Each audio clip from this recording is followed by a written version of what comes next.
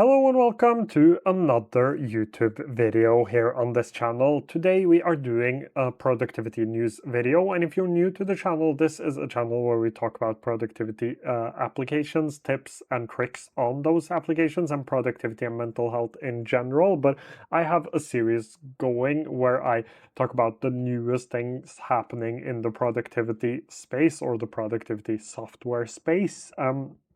However, I am calling it a weekly show, so this is the weekly productivity news, but I never film this weekly. But we have a few things to go over today with a bit of a new format, so let's just jump into the first one, because there are three things we will cover. We will cover the new noteplan card view. We will cover todoist deadlines, which I've talked a little bit about previously, and we will also cover actions by Moleskine. So let's start off with noteplan. So noteplan has added some sort of like card view or database view. This is called a card Kanban view, and if we just quickly just take a glance at this, you can see how this looks.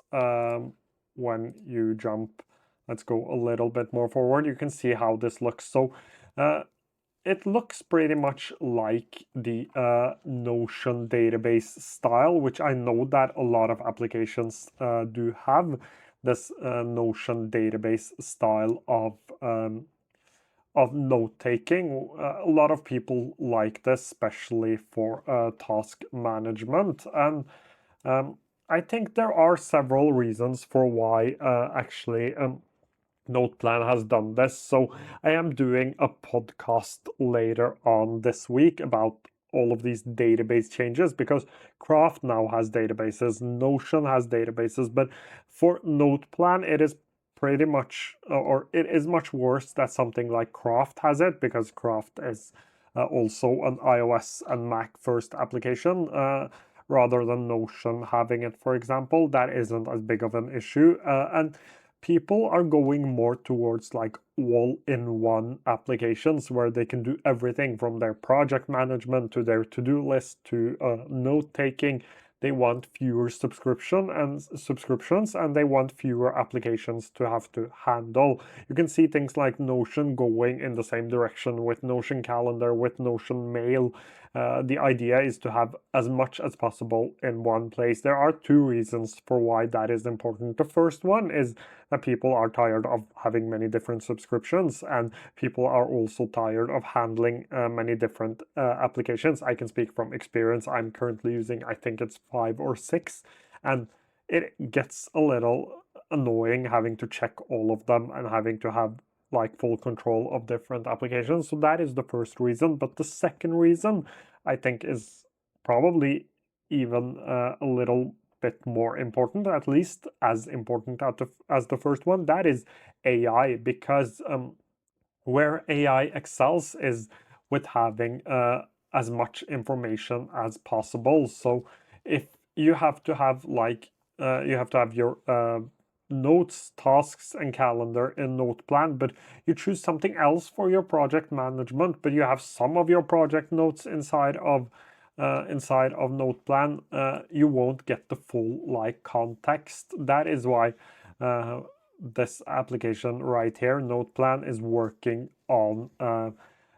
on getting this card view out. I think it's out now. It is. So they have been working on it. It is out now with the version 3.16.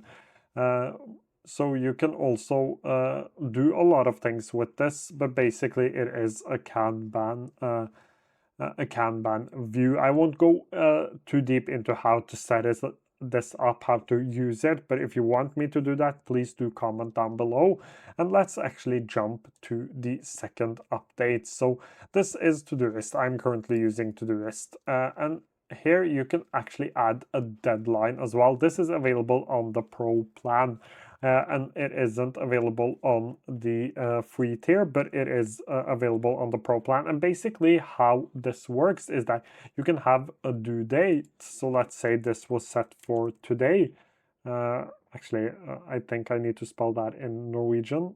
today like this, but I wanted to do it yesterday. This doesn't actually work, but you get the point. I wanted to do this yesterday. I could add a deadline here as well. And there isn't actually much to be said about this feature. It has been something people have wanted inside of Todoist for a very long time. It is something Things 3 actually has, which I believe, at least on the Mac, is one of the and the iOS devices is one of the biggest competitors to something like Todoist. I think those are together with TickTick are probably the three best overall to-do list applications out there. So it makes sense that Todoist finally added this feature. It isn't something huge, but for a lot of people, this is really important. The point being that I need to do my taxes by the 30th of January, but I actually want to do it next week because that's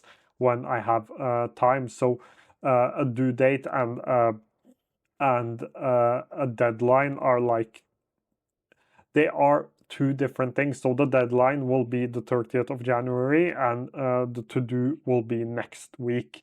I think I did it wrong when I was filming Todoist earlier, but the point is that you have 2 days. You have one where you set a deadline. This has to be done by the deadline, and you have another for when you want to do it.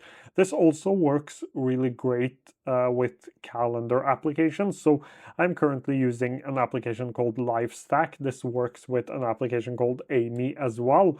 And the point is that these applications have like integrations with Todoist. So I write something in Todoist, it pops up in LifeStack. I can drag it into my calendar. And having due dates for when I want to do something and having a deadline to see when this actually needs to be done can help me make it much easier for me both to like do calendar blocking, but also to change up my plans and to reprioritize my to-dos. So last up we have Moleskine Actions, which is an application by Moleskine Studio, a really beautiful application, and is quite cheap as well if you get the whole Moleskine bundle, which is 3 applications. It is Moleskine Flow, the note-taking sketch application. It is Moleskine Actions, which is the tasks, and Moleskine Time Page, which is the calendar application. So it is quite cheap. I think it's $24.99 a year for all 3 and $34.99 for the family plan, something like that. But this application right here, the Moleskine Action, has been the only one that has been available on iOS out of the on Android out of the Moleskine applications. And this is an application that is more tailored towards mobile phones, so iOS devices mainly. I haven't tested it on my Android phone, so I haven't actually tested it on this right here, but it will no longer be available on Android, or it will be available until the end of this year. Then they will remove it. You can no longer actually subscribe to it on the Google Play Store. At least that's what was written in their website. There hasn't been any huge announcements about this, but I found that when I was doing a blog post about Moleskine, I actually found this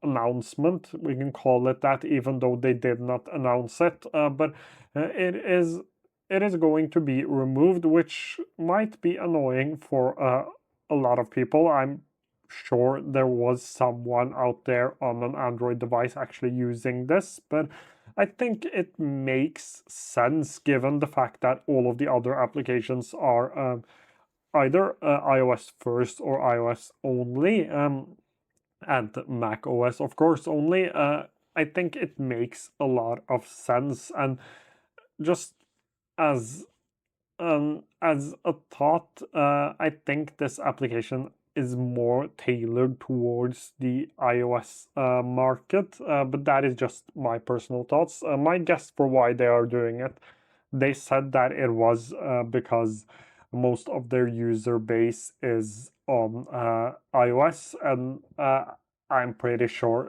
that is true, and it was no longer worth it having to maintain the Google Play Store application as well. So it makes sense, but uh, we are kind of seeing, at least that is what it feels like, this bend towards more applications only being available for iOS and for Mac OS and the Apple ecosystem in general. I am in the Apple ecosystem, so it hasn't been a huge issue for me, but we have a lot of applications that aren't widely available. Like, I think Tana is working on their Android application. The iOS application will be out first. I don't know whether or not it is out by the time I am filming this video, but or by the time it is published. And also, we covered noteplan, which isn't widely available. It is only Mac and iOS, and they also have a web version, but that is quite new. You have Craft, which has a Windows application, but no Android applications yet. So this is kind of a bigger thing that I will probably have to dedicate a podcast episode about. But I think that covers it for today's video. As usual, thank you so much for watching. I hope to see you again quite soon.